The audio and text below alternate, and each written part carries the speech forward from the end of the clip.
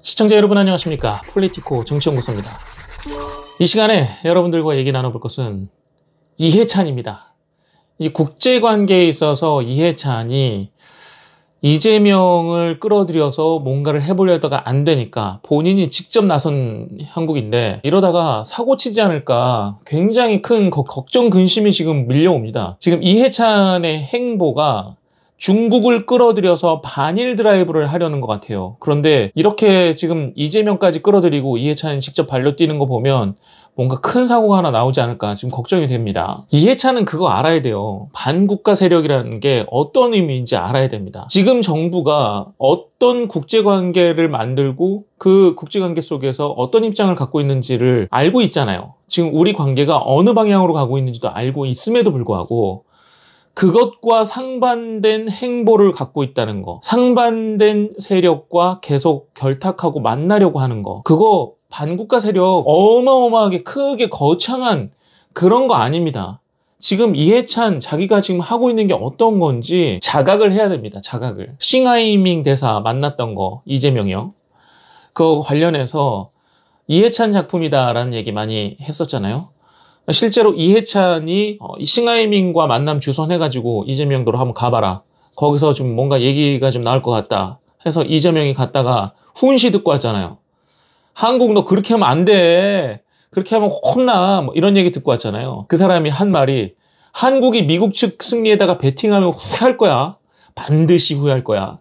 이렇게 얘기를 해도 웃으면서 앉아서 얘기 듣고 악수하고 왔잖아요. 그렇게 기분 나쁜 소리를 해도 이재명이 듣고 올 수밖에 없었던 것은 이해찬이 시켜서 그랬던 거 아닙니까? 이해찬이 그 뒤로도 여러 가지 중국에 관련된 행사를 준비했던 걸로 보여지지만 가장 큰 거는 뭐냐면 본인이 직접 중국에 들어가서 중국의 인사들과 만나려고 했다는 겁니다. 지금 윤석열 정부를 치려고 중국을 끌어들이는 것 자체가 잘못이지만 그걸로 인해서 후폭풍이 어떻게 올 건지 거기에 대한 고민 없이 그냥 윤석열 정부에 대한 반대급부로 그냥 중국을 끌어들인다? 그렇게 해서 반일 드라이브 열겠다? 중국이 얼마나 간사한 집단인지도 모르고 그냥 중국 가가지고 손 내밀고 결국 중국이 이해찬 안 만나주잖아요. 안 만나줘. 이해찬이 거기서 중국 중앙정부 사람들 만나려고 자기랑 친했다는 그 왕이 중국 공산당 중앙정치국 위원과 만났는데 어떻게 하면 중국의 중앙정치랑 결탁을 해서 한국을 압박할까 요 생각을 했던 것 같습니다. 그런데 그때 왕이가 그랬다는 거 아닙니까? 미국 성질 돋우지 마라. 그래서 중앙정부랑 만나는 거 하지 마라. 그래서 거부당한 겁니다. 거부. 중국에 가서 자꾸 그렇게 거부당하는 거 너무 습관적이지 않습니까? 민주당. 그리고 자꾸 중국을 한국 정치에 끌어들여와서 한국 정치 흔들려고 좀 안 했으면 좋겠습니다. 다른 방법을 찾으십시오. 국민의 이해를 얻을 수 있는 것들로 정책을 만들어서 제시하시는 게 오히려 나을 겁니다. 얍삽한 중국 끌어들여서 뭘 어떻게 할지 모르겠지만 그들이 결코 당신들만의 편은 아닐 겁니다. 민주당 국회의원들 티베트 갔다 온 거 그거 중국 편 들어주려고 갔다 왔다고 비판받은 거 알고 계시죠? 중국도 한국 내에서 중국 이미지가 어떻게 되는지 이미 지금 파악하고 있는 겁니다.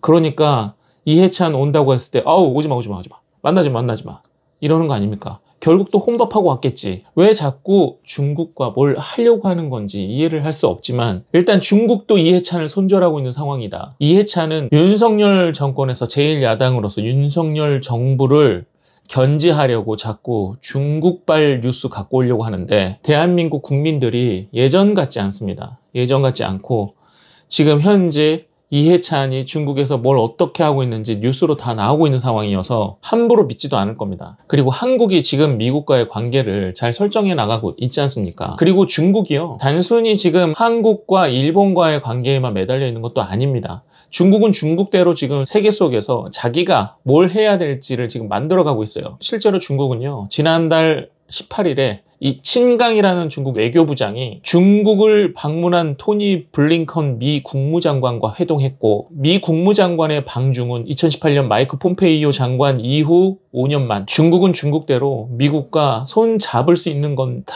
잡으려고 하는 겁니다. 겉으로는 갈등 관계지만 뒤로는 지금 미국과 손잡고 어떻게 하면 중국 나름대로 경제적 성장을 할까 이거 고민하고 있는 거예요. 외교관계 틀어지지 않게 하려고. 그런데 이해찬은 지금 윤석열 정부에서 지금 미국과의 관계를 잘 만들어 놓고 있는 판국에 굳이 중국에 가가지고 뒤에서 뭘 어떻게 해보려고 우리 같이 반일 드라이브 해가지고 지금의 정권을 좀 흔들어서 민주당이 정권을 잡게 좀 도와주시오 이런 얘기 하려고 간 것 같습니다.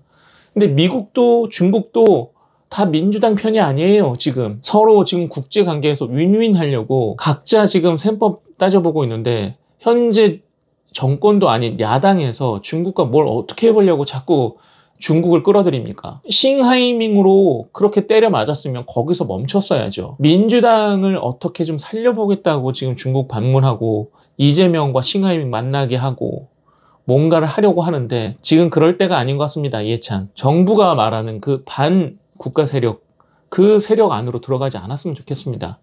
지금 자꾸 중국 끌어들여서 반일 드라이브 하려고 하는 거 국민들도 다 알고 중국도 안 하려고 하잖아요. 그래서 미국과의 관계도 있고 어떤 게 우리나라를 발전시키는 외교 행보인지 좀 알아차렸으면 좋겠습니다. 그리고 지금 이해찬 같은 경우에는 이화영이 어떻게 입을 여는지에 따라서 자기 목숨줄도 지금 걸려 있는 거 아닙니까? 그것 때문에 자꾸 중국 끌어들이려고 하는 건지는 모르겠지만 지금 이화영과의 문제를 먼저 풀어내는 게 본인의 숙제가 아닌가 싶습니다. 이 시간 한 줄 평으로 마무리하겠습니다. 이해찬 중국에 가서 싸대기 맞고 울지 말고 국내에 있는 숙제부터 풀었으면 좋겠네요. 이상입니다. 고맙습니다.